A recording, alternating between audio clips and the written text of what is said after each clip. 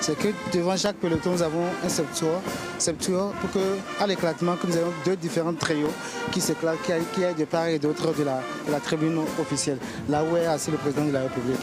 C'est vrai que la Marine nationale, il y a eu un renforcement de capacité avec l'acquisition d'un patrouilleur de haute mer et de nouvelles embarcations. Avec au passage du détachement de la Marine nationale, composé de 3 pelotons, dont un peloton de personnel féminin. Le détachement de la Marine nationale est placé sous les ordres du capitaine de corvette Nukligedi Jonas.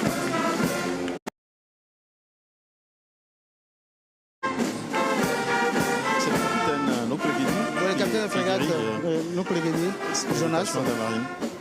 Sur le défilé. Oui. Qui a le chef de détachement.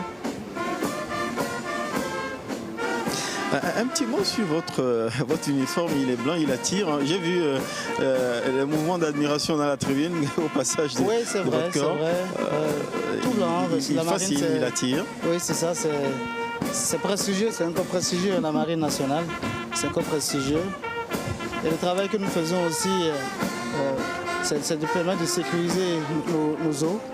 Il faut dire quand même que les eaux sous juridiction béninoise, nous avons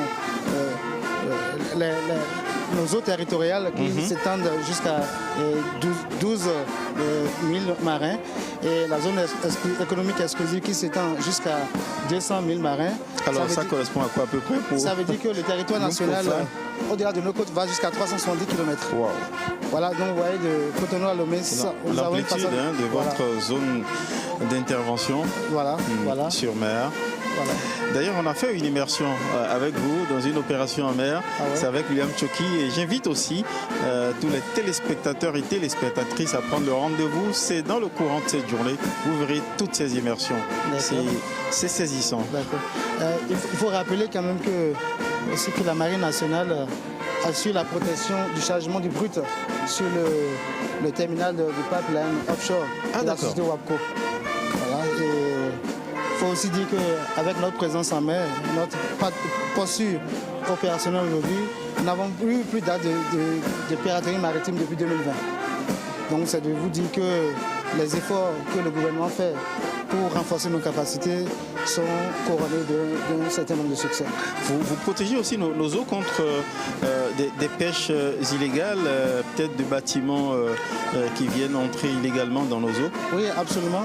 Nous luttons contre la pêche illégale et non déclarée. C'est une mission que nous assumons à côté d'autres missions. Par exemple, la protection de nos ressources halieutiques. C'est ça. Voilà, pour assurer un développement durable pour les générations à venir. Et que vous vous souvenez que le mois écoulé déjà, le gouvernement a imposé un mois de repos biologique. Et il n'y a pas eu de pêche dans nos eaux pour permettre quand même aux ressources halieutiques de se régénérer à nouveau. Il faut aussi dire que... Alors, un mois de repos, il faut qu'on l'explique à ceux qui ne comprennent pas, y compris moi au départ, avant que je n'en sache un petit bout.